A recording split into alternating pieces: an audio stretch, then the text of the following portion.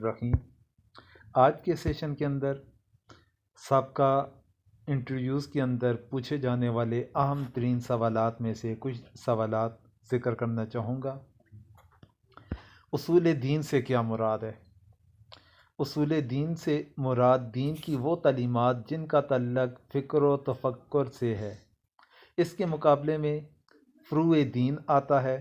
فروع دین کا وہ حصہ جس کا تعلق عمل سے ہے، جبکہ اصول دین کو عقائد بھی کہا جاتا ہے، اور اصول دین بنیادی طور پر تین ہے: توحید، نبوت اور قیامت۔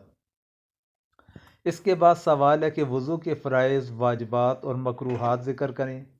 وضو کے فرائض و واجبات۔ وضو میں 4 فرض ہیں۔ پہلے نمبر پر 1 بار چہرے کا دھونا، دونوں ہاتھوں کا 1 بار کونیوں سمیت دھونا۔ تیسرے نمبر پر چوتھائی حصہ سر کا مسح کرنا، جبکہ چوتھے نمبر پر دونوں پاؤں کا ٹخنوں سمیت 1 بار دھونا۔ قرآن کریم میں اللہ تبارک و تعالیٰ نے وضو کے متعلق ذکر فرمایا: یا ایھا الذین آمنوا اذا قمتم الی الصلاۃ فاغسلوا وجوہکم وایدیکم الی المرافق وامسحوا برؤوسکم وارجلکم الی الکعبین۔ یہ آیت کریمہ اللہ تبارک و تعالیٰ نے قرآن مجید کے اندر ذکر فرمائی، سورۃ مائدہ کے اندر ہے۔ تو اس کے اندر وضو کا طریقہ کار بتلایا گیا، 4 فرائض کا ذکر ہے۔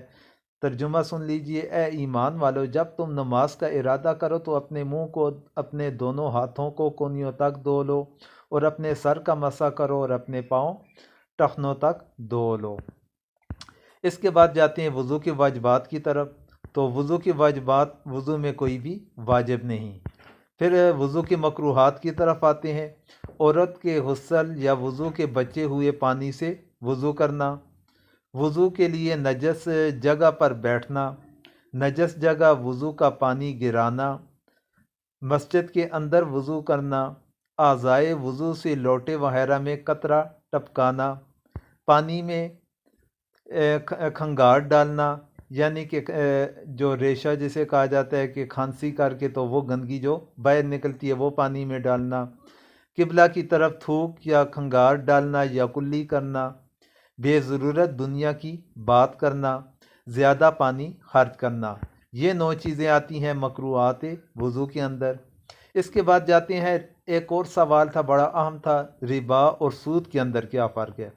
قرآن کریم میں ربا کو حرام قرار دیا گیا ہے۔ اس کا ترجمہ اردو میں سود سے کیا جاتا ہے، مگر ربا عام مفہوم رکھتا ہے، جبکہ مروجہ سود بھی اسی کا ایک فرد اور ایک صورت ہے۔ اس کے اندر فرق، ان ربا کی اقسام کا ذکر کرنے کے بعد میں واضح کرنا چاہوں گا۔ ربا کی 2 قسمیں ہیں۔ ایک ہے ربا فضل ہے، وہ مشروط زیادتی جو عقد معاوضہ میں کیلی اور وزنی چیزوں میں متعاقدین میں سے کسی ایک کے لیے لگائی جائے، یعنی جو چیزیں بھی اصلاً ناپ کر یا تول کر فروخت کی جاتی ہیں، جب ان کا تبادلہ انہی کی جنس کے ساتھ کیا جائے تو یہ ضروری ہے کہ وہ دونوں چیزیں برابر ہوں، اور یہ معاملہ 10 بدس کیا جائے۔ اس میں ادھار بھی ناجائز ہے اور کمی بھی ناجائز ہے، اور ایسا معاملہ سودی ہوگا۔ جبکہ ربا نسیہ یعنی وہ زیادتی جو مدت کے مقابلے میں وصول کی جائے، قرآن کریم، سنت نبویہ اور آثار صحابہ اور اجماع امت نے قرض پر طے کر کے لی جانے والی ہر زیادتی کو ربا قرار دیا ہے۔ اب یعنی ربا الفضل سود ہے، جبکہ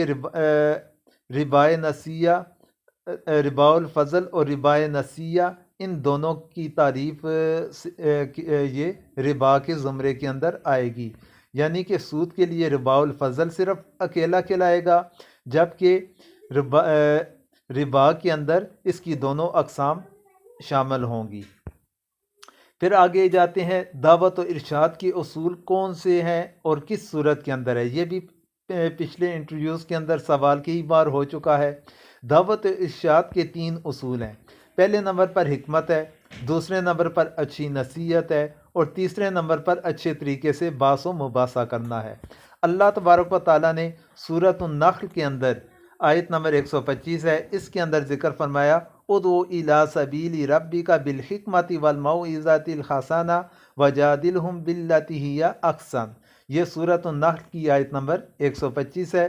تو اس کا ترجمہ ہے اپنے رب کے راستے کی طرف حکمت اور اچھی نصیحت کے ساتھ بلاؤ اور ان سے اچھے طریقے سے باز کرو جو سب سے اچھا ہو۔ تو یہ تھے انتہائی عام ترین سوالات، تو جو اس سے پہلے انٹروڈیوس کے اندر ہو چکے ہیں وہ آپ کے میں نے گوشہ گزار کیے۔ اللہ تبارک و تعالی ہم سب کو سمجھنے کی توفیق عطا فرمائے۔